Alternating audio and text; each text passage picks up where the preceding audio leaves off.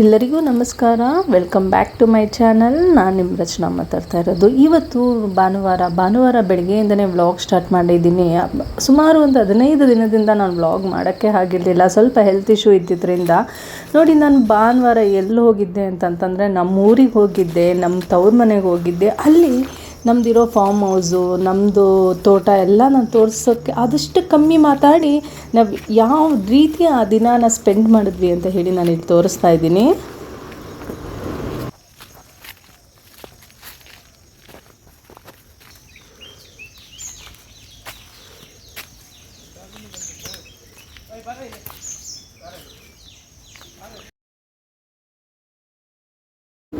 ನೋಡಿ, ಸೀಬೆಕಾಯಿ ಕೀಳ್ತಾ ಇದ್ದೀನಿ.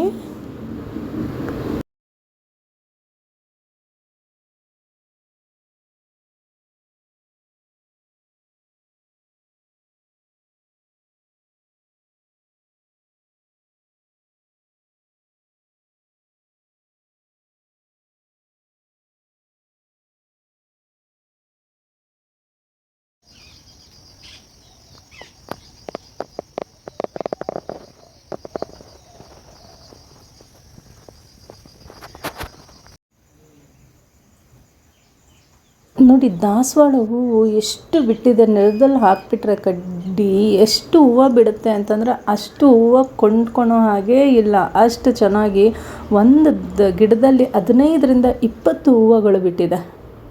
ಇಲ್ಲಿ ಒಂದು 3ರಿಂದ 4 ಥರ ದಾಸವಾಳ ಹಾಕಿದ್ದೆ ನಾನು.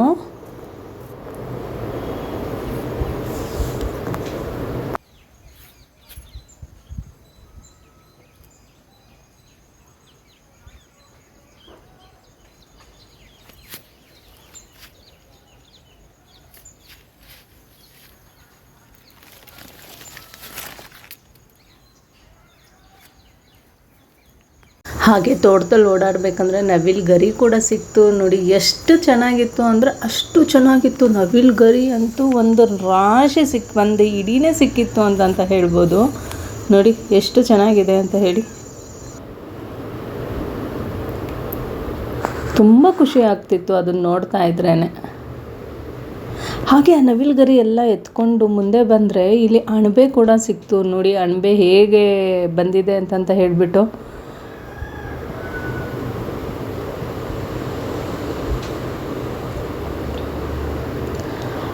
ಈ ಅಣಬೆನ ಕಿತ್ಕೊಂಡು ಹಾಗೆ ಯಾಕೆ ನಾವು ಹಳ್ಳಿ ಶೈಲಿನಲ್ಲಿ ಡಿಶ್ ಟ್ರೈ ಮಾಡಬಾರ್ದು ಅಂತ ಹೇಳಿ ಒಂದು ಸಿಂಪಲ್ಲಾಗಿ ಅಣಬೆ ಮಶ್ರೂಮ್ ಗ್ರೇವಿ ಮಾಡೋದನ್ನ ಮಾಡ್ತಾಯಿದ್ದೀನಿ.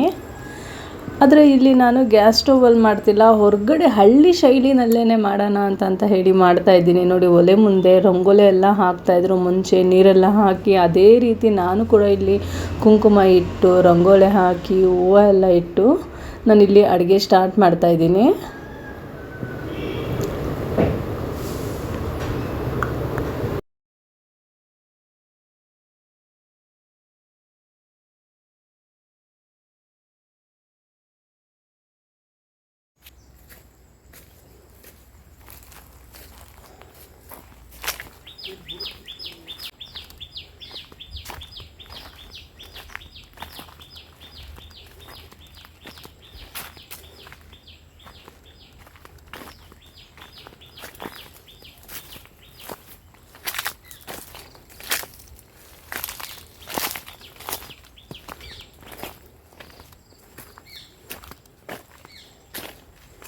ಅಣಬೆ ಎಲ್ಲ ಸೋಸಿಟ್ಕೊಂಡಿದ್ದೀನಿ. ಹಾಗೆ ಇದು ಬಂದು ನಾಟಿ ಅಣಬೆ, ತುಂಬಾ ಟೇಸ್ಟಿಯಾಗಿರುತ್ತೆ. ಹಾಗೆ ಹೆಲ್ತ್ಗೂ ಕೂಡ ಅಷ್ಟೇ ಒಳ್ಳೆಯದು ಅಂತ ಹೇಳ್ಬೋದು. ಎಲ್ಲ ನಾನು ಮನೆ ಒಳಗಡೆನೇ ಈರುಳ್ಳಿ ಟೊಮೆಟೊ ಎಲ್ಲ ಹೆಚ್ಚಿಟ್ಕೊಂಡು ಹಾಗೆ ಮಸಾಲೆ ಕೂಡ ರುಬ್ಕೊಂಡು ಆಮೇಲೆ ಒಂದೇ ಸಲ ಇಲ್ಲಿ ಅಡುಗೆ ಮಾಡೋಣ ಅಂತ ಹೇಳಿ ಎಲ್ಲದನ್ನು ತೊಗೊಂಡು ಇಲ್ಲಿ ಅಡುಗೆ ಮಾಡೋದಕ್ಕೆ ಸ್ಟಾರ್ಟ್ ಮಾಡ್ತಾಯಿದ್ದೀನಿ. ನೀವು ಕೇಳಿಸ್ಕೊತಾ ಇದ್ದೀರಾ ಅನಿಸುತ್ತೆ. ಅಕ್ಕಿ ಚಿಳಿಪಿಳಿ ಅಪ್ಪ ಅದೆಲ್ಲ ಕೇಳಿಸ್ಕೊತಾ ಇದ್ದರೆ ಒಂದೊಳ್ಳೆ ಫೀಲ್ ಆಗುತ್ತೆ ನಮಗೆ ಅಡುಗೆ ಮಾಡೋದಕ್ಕೆ. ನಾನಿದು ಫಸ್ಟ್ ಟೈಮ್ ಒಲೆಯಲ್ಲಿ ನಾನೇ ಓನಾಗಿ ಅಡುಗೆ ಮಾಡ್ತಾ ಇರೋದು. ತುಂಬ ಅಂದ್ರೆ ತುಂಬ ಖುಷಿ ಆಯಿತು. ನಮ್ಮ ಹಸ್ಬೆಂಡ್ಗಂತೂ ಈ ಥರ ಅಡುಗೆ ಮಾಡಿ ಊಟ ಮಾಡೋದಂದರೆ ತುಂಬಾ ಇಷ್ಟ ಆಗುತ್ತೆ ಅಂತ ಹೇಳಿ ಟ್ರೈ ಮಾಡಿದೆ. ಈ ರೀತಿ ಒಲೆ ಎಲ್ಲ ಉಡ್ಸೋದು ಮಾಡೋದು ಎಲ್ಲ ನನಗೆ ಗೊತ್ತಿಲ್ಲ, ಆದರೆ ತಂದಿಟ್ಕೊಂಡಿದ್ದೆ ಈ ರೀತಿ ಮಾಡೋಣ ಇದರಲ್ಲಿ ಅಂತ ಹೇಳಿಬಿಟ್ಟು. ಇದೇ ಫಸ್ಟ್ ಟೈಮ್ ಮಾಡ್ತಾ ಇರೋದು. ನೋಡಿ ಯಾವ ರೀತಿ ಅಂತ ಹೇಳಿ ತೋರಿಸ್ತಾ ಇದ್ದೀನಿ ಇಲ್ಲಿ.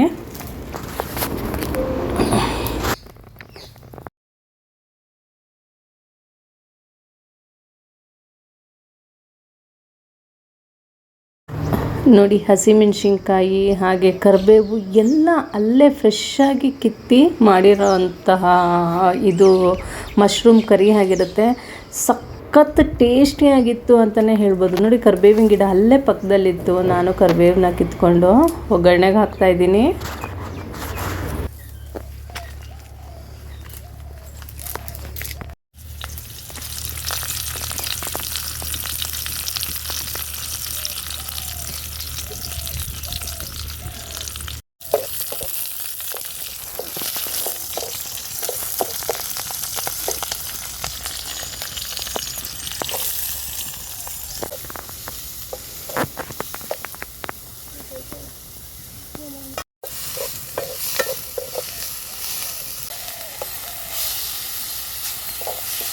ಇಲ್ಲಿ ನಮ್ಮ ಹಸ್ಬೆಂಡ್ ರವಿ ಅಂತೂ ಯಾವ್ಯಾವ ಆ್ಯಂಗಲಿಂದ ತೆಗೆದ್ರೆ ಚೆನ್ನಾಗಿ ಕಾಣುತ್ತೆ ಅಂತ ಹೇಳಿಬಿಟ್ಟು ಮೊಬೈಲ್ ಇಟ್ಕೊಂಡು ನನ್ನ ಸುತ್ತನೂ ನಾನು ಅಡುಗೆ ಮಾಡೋ ಸುತ್ತನೂ ಯಾವ ರೀತಿ ತೆಗೆದ್ರೆ ಚೆನ್ನಾಗಿರುತ್ತೆ ಅಂತ ಹೇಳಿಬಿಟ್ಟು ವಿಡಿಯೋ ಮಾಡ್ತಾಯಿದ್ರು.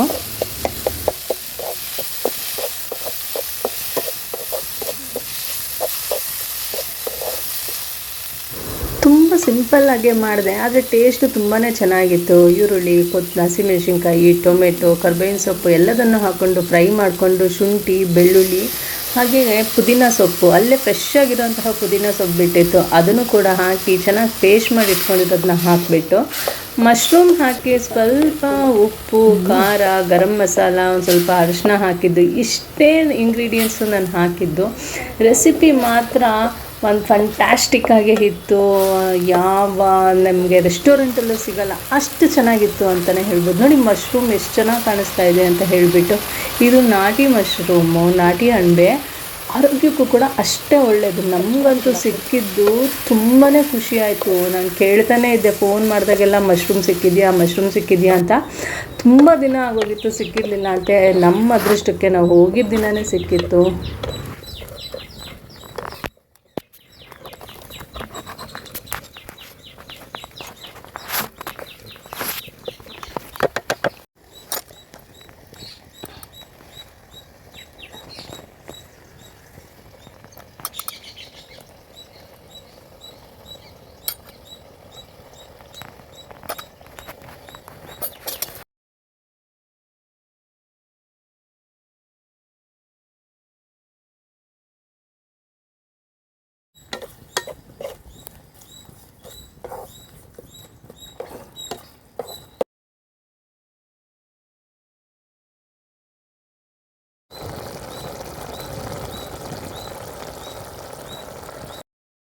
ನೋಡಿ ಇವಾಗ ಸಖತ್ ಟೇಸ್ಟಿಯಾಗಿರೋಂತಹ ಮಶ್ರೂಮ್ ಕರಿ ರೆಡಿಯಾಗಿದೆ. ಇದಕ್ಕೆ ನಾನು ಚಪಾತಿ ಕೂಡ ಒಳಗಡೆನೆ ಎಲ್ಲ ಲಟ್ಟಿಸ್ಕೊಂಬಂದು ಇಲ್ಲೇ ನಾನು ಹೆಂಚಿಟ್ಬಿಟ್ಟು ತವಾದಲ್ಲೆಲ್ಲ ಮಾಡೋಕ್ಕೆ ಹೋಗಲಿಲ್ಲ. ನಾರ್ಮಲ್ ಹೆಂಚಿಟ್ಬಿಟ್ಟು ಆ ಹೆಂಚಲ್ಲಿ ಮಾಡಿದೆ. ಚಪಾತಿ ಕೂಡ ಅಷ್ಟೇ ಸಾಫ್ಟಾಗಿ ಬಂದಿತ್ತು. ಟೇಸ್ಟ್ ಕೂಡ ತುಂಬ ಚೆನ್ನಾಗಿತ್ತು. ನೋಡಿ ಅಲ್ಲೊಂದು ಇರುವೆ ಕೂಡ ಓಡಾಡ್ತಾ ಇದೆ ಚಪಾತಿ ಮೇಲೆ. ಒಂದು ಸಖತ್ ಟೇಸ್ಟಿಯಾಗಿರುವಂತಹ ಮಶ್ರೂಮ್ ಕರಿ ಜೊತೆಗೆ ಚಪಾತಿ ಕಾಂಬಿನೇಷನ್ ಅಂತೂ ಒಂದು ಎಕ್ಸಲೆಂಟ್ ಆಗಿತ್ತು ಅಂತಲೇ ಹೇಳ್ಬೋದು. ಮನೆಯಲ್ಲೆಲ್ಲ ಮಾಡ್ಕೊಂಡು ತಿಂದರೆ ಇಷ್ಟು ಟೇಸ್ಟು ಇಲ್ಲಿ ಸಿಗೋವಂತಹ ಮಶ್ರೂಮ್ ತೊಗೊಂಡು ತಿಂದರೆ ನಿಜ ಬರೋದಿಲ್ಲ. ಇದೊಂಥರ ಒಳ್ಳೆ ಎಕ್ಸ್ಪೀರಿಯನ್ಸ್ ಆಯಿತು ಅಂತ ಹೇಳ್ಬಿಟ್ಟು ಒಂದು ಎಂಜಾಯ್ ಮಾಡಿಕೊಂಡು ನಾವು ಬ್ರೇಕ್ಫಾಸ್ಟ್ನ ಮಾಡಿದ್ವಿ. ನೋಡಿ ಇಲ್ಲಿ ಯಾವ ರೀತಿ ಚಪಾತಿ ಹಾಕ್ತಾಯಿದೆ ಅಂತ ಹೇಳ್ಬಿಟ್ಟು. ತವಾದಲ್ಲೆಲ್ಲ ಮಾಡ್ಕೊಂಡು ತಿನ್ನಬಾರ್ದು ಅಂತ ಆಲ್ಮೋಸ್ಟ್ ಇವಾಗ ಎಲ್ಲರೂ ಹೇಳ್ತಾರೆ. ಐರನ್ ಕ್ಯಾಸ್ಟಲ್ಲಿ ಮಾಡ್ಕೊಂಡು ತಿನ್ನಿ ಅಂತಂತಂದರೆ ಐರನ್ ಕ್ಯಾಶ್ ಹೆಂಚಲ್ಲೇ ಮಾಡ್ಕೊಂಡು ತಿನ್ನಿ ಅಂತ ಹೇಳಿಬಿಟ್ಟು. ಹಂಗಾಗಿ ನಾನು ಇಲ್ಲಿ ಒಲೆನಲ್ಲೂ ಕೂಡ ಅದನ್ನೇ ಇಟ್ಬಿಟ್ಟು ಚಪಾತಿ ಮಾಡ್ತಾಯಿದ್ದೀನಿ. ಚಪಾತಿ ಅಷ್ಟೇ ಸಾಫ್ಟಾಗಿ ಕೂಡ ಬಂದಿತ್ತು.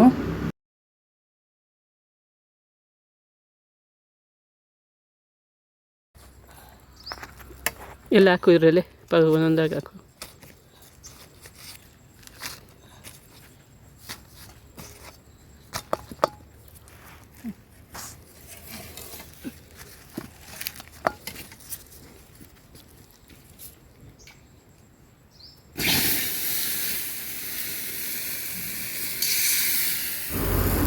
ಹೀಗೆ ಬ್ರೇಕ್ಫಾಸ್ಟ್ ಎಲ್ಲ ಮುಗಿಸ್ಕೊಂಡು ಮತ್ತೆ ಒಂದು ರೌಂಡು ತೋಟದಲ್ಲಿ ಓಡಾಡೋಣ ಹೋದ್ವಿ. ಹಾಗೆ ನಮ್ಮ ಮನೆಯವ್ರಿಗಂತೂ ರವಿಗೆ ಎಳ್ನೀರು ಅಂದರೆ ತುಂಬ ಇಷ್ಟ. ಬ್ಯಾಂಗ್ಳೂರಲ್ಲೂ ಅಷ್ಟೇ ಡೈಲಿ ಒಂದೊಂದು ಎಳ್ನೀರು ಕುಡಿತಾರೆ. ಅಲ್ಲೋದ್ರೆ ಎಳ್ನೀರು ಕುಡಿಲಿಲ್ಲ ಅಂದರೆ ಸಮಾಧಾನನೇ ಆಗಲ್ಲ. ಹಾಗಾಗಿ ಅವರೇ ಹೋಗಿ ಎಳ್ನೀರು ಕಿತ್ಕೊಂಡ್ಬರ್ತಾ ಇದ್ದಾರೆ ನೋಡಿ.